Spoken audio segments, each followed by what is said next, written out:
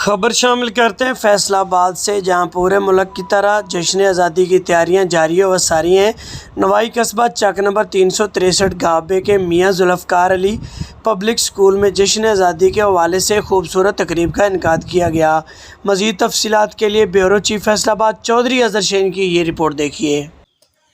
فیصل آباد میں بھی پورے ملک کی طرح جشن آزادی کی تیاریاں جاری و ساری ہیں، جبکہ نوائی قصبہ چک نمبر 363 گابے کے میاں ذوالفقار علی پبلک اسکول میں جشن آزادی کے حوالے سے خوبصورت تقریب کا انعقاد کیا گیا۔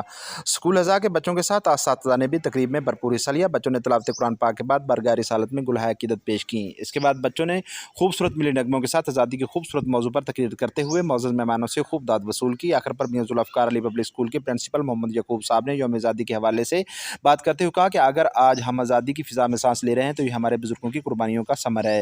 مہمانوں میں مانک سہیل ایڈوکیٹ نے بچوں سے یوم آزادی کے حوالے سے بات کرتے ہوئے کہا کہ آزادی دنیا کی سب سے بڑی نعمت ہے، اس کا نعم البدل کوئی نہیں۔ مہمانوں میں مانک سہیل ایڈوکیٹ نمبردار، شاہ نواز نمبردار، محمد محبوب وٹو، سرفراز بلوچ، ممتاز بلوچ، عمران ناصر کے ساتھ مؤذن کی کثیر تعداد نے شرکت کی۔ کیمرہ مین محمد عمر کے ساتھ چودھری اظہر شین، CNN نیوز، فیصل آباد۔